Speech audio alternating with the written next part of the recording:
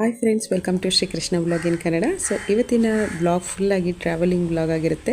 ನಾವು ಒಂದು ವರ್ಷದ ನಂತರ ಅಮ್ಮನ ಮನೆಗೆ ಹೋಗ್ತಾ ಇರೋದು, ಹಾಸನ್ಗೆ ಹೋಗ್ತಾ ಇದ್ದೀವಿ. ಸೊ ಹಾಗಾಗಿ ಇದು ಟ್ರಾವೆಲಿಂಗ್ ಬ್ಲಾಗ್ ಆಗಿರುತ್ತೆ ಅಂತ ಕೊಡೆ ಏನೇನಿದೆ ಅಂತ ನೋಡೋಣ. ಹೇಳಿ ಅಂತ ಕೊಡೆ ಪಾಪ ಬಾಯ್ಸಂದಿದ್ಯಾ ಅಂದರೆ ಬುಕ್ಕ ಬುಕ್ಕು ಬಾಯ್ಸಂದಿದ್ಯಾ ಏನಕ್ಕೆ ಏನು ಮಾಡಿಸಿ ಹೋಗಿ ಬೇರೆ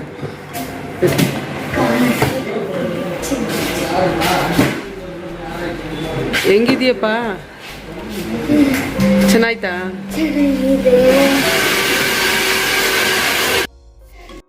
ಏರ್ ಕಟಿಂಗ್ ಮಾಡಿಸ್ತಾ ಇದ್ರೆ ಇವನು ನನಗೂ ಏನಾದರೂ ಸ್ಟೈಲಿಶಾಗಿ ಏನಾದರೂ ಮಾಡಿಸಿ ಅಮ್ಮ ಅಂತ ಹೇಳಿ ಬುಕ್ಸ್ ಕೂಡ ನಾನು ನೋಡ್ತೀನಿ, ನಾನು ಮಾಡಿಸ್ಕೊಳ್ತೀನಿ ಅಂತ ಕೇಳ್ತಾ ಇದ್ದ. ಅಲ್ಲಿ ಕ್ಯಾಟ್ಲಾಗ್ ಬುಕ್ ಇಟ್ಟಿರ್ತಾರಲ್ಲ ಅದನ್ನು ಕೇಳ್ತಾ ಇದ್ದ. ಹಾಗೆ ಸ್ಕೂಲಲ್ಲಿ ನಾರ್ಮಲ್ ಹೇರ್ ಕಟಿಂಗ್ನೇ ಮಾಡಬೇಕು, ಯಾವುದೇ ರೀತಿ ಸ್ಟೈಲ್ ಹೇರ್ ಕಟಿಂಗ್ ಮಾಡೋ ಹಾಗಿಲ್ಲ. ರಿತ್ವಿಕು ನನಗೆ ವಿರಾಟ್ ಕೊಹ್ಲಿ ಅಂದರೆ ತುಂಬ ಇಷ್ಟ, ನನಗೆ ಅದೇ ಥರ ಕಟಿಂಗ್ ಮಾಡಿಸಿ ಅಂತ ಹೇಳಿ ಮಾಡಿಸ್ಕೊಂಡ ಇಷ್ಟಪಟ್ಟು. ಇನ್ನು ಸ್ಕೂಲ್ ಲೀವ್ ಇರುತ್ತಲ್ವ, 1-2 ಮಂತ್, ಹಾಗಾಗಿ ಪರವಾಗಿಲ್ಲ, ಅಷ್ಟೊತ್ತಿಗೆ ಬೆಳೆಯುತ್ತೆ, ಆಮೇಲೆ ಬೇರೆ ಚೇಂಜ್ ಮಾಡಿದ್ರಾಗುತ್ತೆ ಅಂತ ಮಾಡಿಸ್ಕೊಂಡಿದ್ದು. ಇದು ಓಲ್ಡ್ ವಿಡಿಯೋ. ಸೊ ಅಮ್ಮನ ಮನೆಗೆ ಬೇಸಿಗೆ ಸಮ್ಮರ್ ಲೀವಲ್ಲಿ ಹೋಗ್ತಾರ ಅಂಥದ್ದು ಓಲ್ಡ್ ವಿಡಿಯೋ ಇದು. ಸೊ ಅವಾಗಿಂದು ಇವಾಗ ಆಗ್ತಾ ಇದೆ. ಇಂಡೋರ್ ಪ್ಲಾಂಟ್ ಎಲ್ಲ ತೆಗೆದು ಆಚೆ ಇಡ್ತಾ ಇದ್ದೀನಿ. ನಮ್ಮ ಮನೆಯವರು ನಾನಂತೂ ನೀರು ಹಾಕಲ್ಲ, ಆಮೇಲೆ ಗಿಡ ಹಾಳಾಯಿತು ಬಂದಿಲ್ಲ ಹಾಗೆ ಹೀಗೆ ಅಂತ ಏನೂ ಕಂಪ್ಲೇಂಟ್ ಮಾಡೋಂಗಿಲ್ಲ ನನ್ನ ಮೇಲೆ. ಎಲ್ಲನೂ ತೆಗೆದು ಒಂದು ಕಡೆ ಇಟ್ಟು ಹೋದರೆ ಮಾತ್ರ ನೀರು ಹಾಕ್ತೀನಿ ಅಂತ ಹೇಳಿದರು. ಮಕ್ಕಳು ಹೆಲ್ಪ್ ಮಾಡ್ತಾಯಿದ್ರು, ಎಲ್ಲನೂ ತೆಗೆದು ಒಂದು ಕಡೆ ಜೋಡಿಸಿ ಇಟ್ಟು ಹೋಗಿದ್ದು. ಇಲ್ಲಾಂದರೆ ಒಳಗಡೆ ಇಟ್ಟಿದ್ರೆ ಏನು ಮಾಡ್ತಾರೆ ಅಂದರೆ ಮೇಲೆ ಕೆಳಗೆ ಹೋಗಿ ನೀರು ಹಾಕೋದೇ ಇಲ್ಲ, ಗಿಡ ನಾವು ಬರೋಷ್ಟರಲ್ಲಿ ಫುಲ್ ಸತ್ತೋಗ್ಬಿಟ್ಟಿರುತ್ತೆ. ಸುಮ್ಮನೆ ಅಷ್ಟು ಆಸೆ ಪಟ್ಟು ಬೆಳೆಸೋದು, ಕೇರ್ ಮಾಡ್ತಾಯಿದ್ರೆ ಅದನ್ನು ಚೆನ್ನಾಗಿರುತ್ತೆ, ಇಲ್ಲ ಅಂತಂದರೆ ಹಾಳಾಗೋಗ್ಬಿಡುತ್ತೆ ಅಂತ ಫುಲ್ ಇವಾಗೆಲ್ಲ ತಂದು ಪೋಟಿಕದಲ್ಲಿ ಜೋಡಿಸಿ ಒಂದು ಸೈಡಿಗೆ ಎಲ್ಲ ಇಟ್ಕೊಟ್ಟು ಹೋದರೆ ನೀರು ಹಾಕ್ತಾರೆ ಅವರೇ. ಫಸ್ಟ್ ಫ್ಲೋರಲ್ಲಿರುವ ಗಿಡಗಳೆಲ್ಲನೂ ಇವಾಗ ಮತ್ತೆ ಬಾಲ್ಕನಿಗೆ ಎತ್ತಿಡ್ತಾ ಇದ್ದೀನಿ. ರಿತ್ವಿಕ್ ಅಂತೂ ಫುಲ್ ಖುಷಿ. ಊರಿಗೆ ಹೋಗೋದು ಅಂದರೆ ಏನು ಕೆಲಸ ಹೇಳಿದ್ರೂ ಮಾಡಿಕೊಡ್ತಾನೆ. ಊರಿಗೆ ಹೋಗ್ತಾಯಿದ್ದೀವಿ ಅಂದರೆ ಊರಿಗೆ ಹೋದ್ರೂ ಒಂದೇ ವಾರ ಅಷ್ಟೇ ಅವ್ನು ಖುಷಿ. ಅವ್ರ ಅಪ್ಪ ಇದ್ದರೆ ಜೊತೆಯಲ್ಲಿ 1 ಮಂತ್ವರೆಗೂ ಇರ್ತಾನೆ. ಅವ್ರ ಅಪ್ಪ ಏನಾದರೂ ಪಾಂಡಿಚೇರಿಲೇ ಇದ್ದು ನಾವು ನಮ್ಮ ಅಮ್ಮನ ಮನೇಲಿದ್ದರೆ ಅವ್ನು 1 ವೀಕ್ ಅಷ್ಟುವರೆಗೂ ಇರೋದೇ ಹೆಚ್ಚು. ಅಮ್ಮ ಹೋಗೋಣ ಬನ್ನಿ ಅಂತ ಹೇಳ್ತಿರ್ತಾನೆ. ಇಲ್ಲಾಂದರೆ ಅಳಕ್ಕೆ ಸ್ಟಾರ್ಟ್ ಮಾಡಿಬಿಡ್ತಾನೆ. ಹಾಗಾಗಿ ಸ್ವಲ್ಪ ಅವನ್ನ ಕರ್ಕೊಂಡೋಗಿ ಇಟ್ಕೊಳ್ಳೋದು ಕಷ್ಟ ಅನಿಸುತ್ತೆ.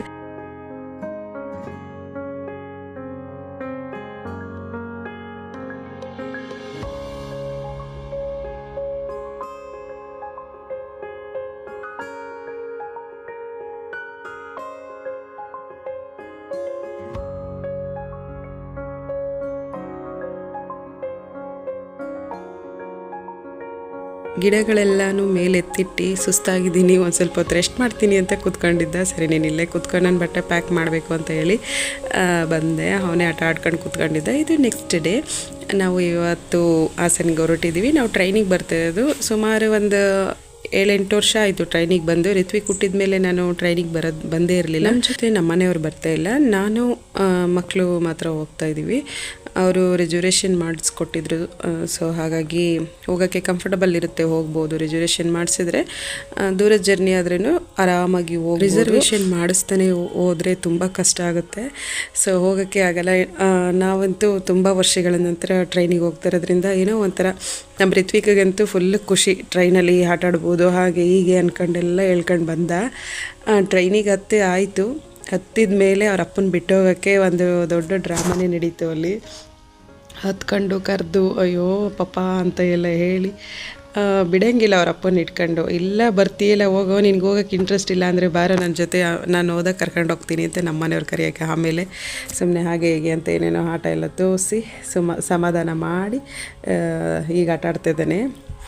ಮೇಲಕ್ಕೆ ಅವ್ರ ಅಕ್ಕನ ಜೊತೆ ಕೂತ್ಕೊಂಡು ಆಟ ಆಡೋಕ್ಕೆ ಸೇರ್ಕೊಂಡ. ಅವ್ರ ಅಪ್ಪನ ನೋಡಿದ್ರೆ ಸಾಕು ಅಳ್ತಾ ಕೂತ್ಕೊಳ್ತಾನೆ. ಒಂಥರ ಡಲ್ ಆಗೋದ. 1 ಅವರ್ವರೆಗೂ ಅವನು ಆಟ ಆಡೋಕ್ಕೆ ಹೋಗಲಿಲ್ಲ, ಸ್ವಲ್ಪ ಡಲ್ಲಾಗೇ ಇದ್ದ. ಇವಾಗ ಟ್ರೈನು ಹೊರಡ್ತು. ಸೊ ಹೊರಡಬೇಕಾದ್ರೆ ರಿತ್ವಿಕನ್ ಸಮಾಧಾನ ಮಾಡಿ ಸ್ವಲ್ಪ ಡ್ಯಾನ್ಸ್ ಅದು ಇದು ಎಲ್ಲ ಮಾಡಾಯ್ತು. ಅವನು ಶುರುವಾಗೋಯ್ತು.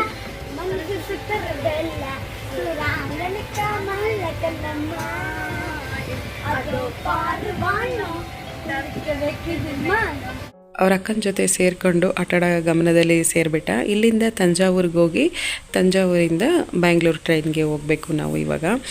ಒಂದು 6:45ಗೇನೋ ಟ್ರೈನ್ ಇದೆ ತಂಜಾವೂರಿಂದ ಮೈಸೂರು ಟ್ರೈನ್ಗೆ ನಾವು ಹೋಗಬೇಕು.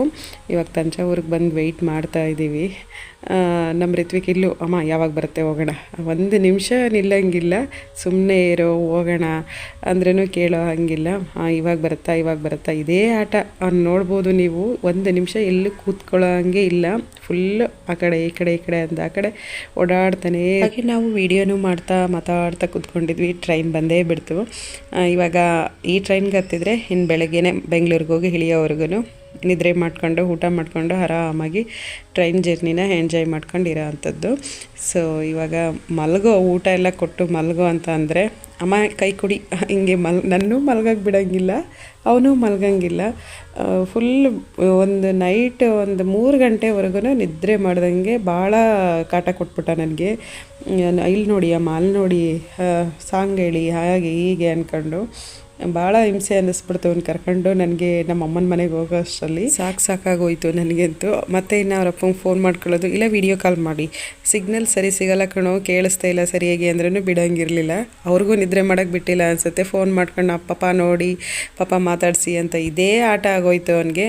ಫೈನಲಿ ಮಲಿಕಂಡ. ಒಂದು ಎಷ್ಟು ಗಂಟೆ ಮಲಗ್ದ ಅಂತ ಮರ್ತಿದ್ದೀನಿ. ಹಿಂಗೆ ಆಟ ಆಡ್ಕೊಂಡು ಮೇಲೆ ಕೆಳಗೆ ಅವ್ರ ಅಕ್ಕನ ಜೊತೆ ಸೇರ್ಕೊಂಡು ಆಟ ಆಡಿದ್ದೇ ಆಯಿತು.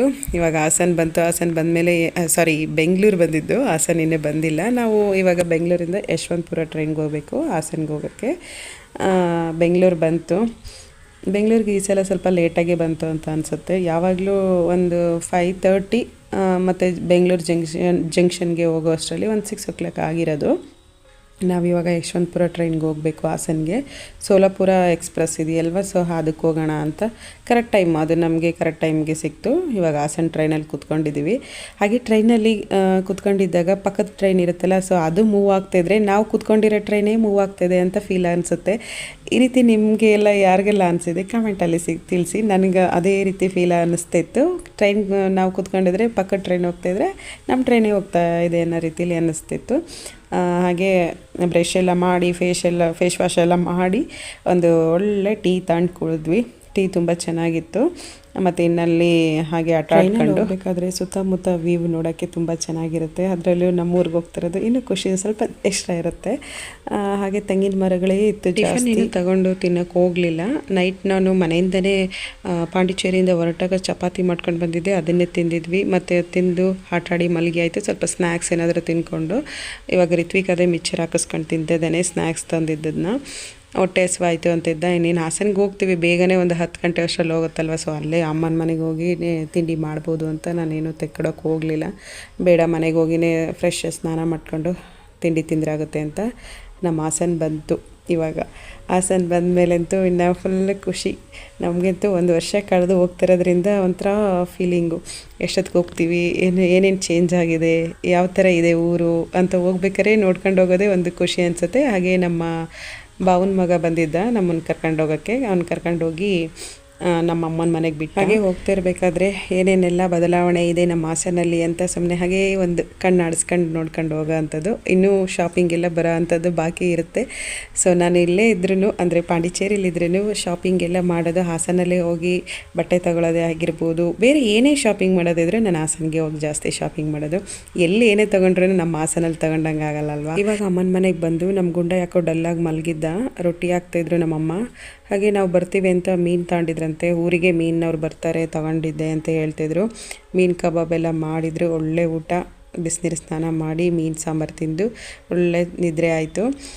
ಇದಿಷ್ಟು ನನ್ನ ಟ್ರಾವೆಲಿಂಗ್ ವ್ಲಾಗ್ ಆಗಿತ್ತು. ಈ ವ್ಲಾಗ್ ನಿಮಗೆ ಇಷ್ಟ ಇದ್ದರೆ ನನ್ನ ಚಾನಲ್ನ ಸಬ್ಸ್ಕ್ರೈಬ್ ಮಾಡ್ಕೊಳ್ಳಿ. Thank you for watching the video.